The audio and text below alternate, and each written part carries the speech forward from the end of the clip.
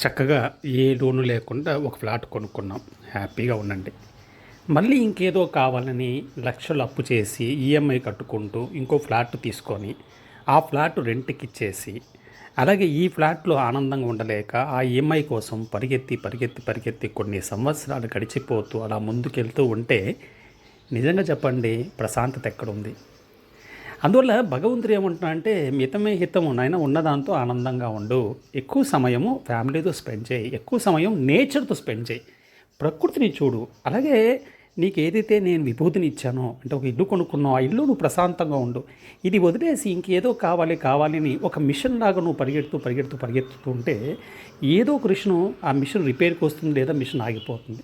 అలా కాకుండా ఉన్నదాంతో నువ్వు సంతృప్తిగా ఉండి యదృచ్ఛాలాభ సంతుష్టో చాలు ఉన్నదాంతో ఆనందంగా ఉంటే అంతకన్నా నీకు వేరేదేం అవసరం లేదని భగవంతుడు మన అందరికీ ఒక ఉపదేశం ఇస్తున్నాడు.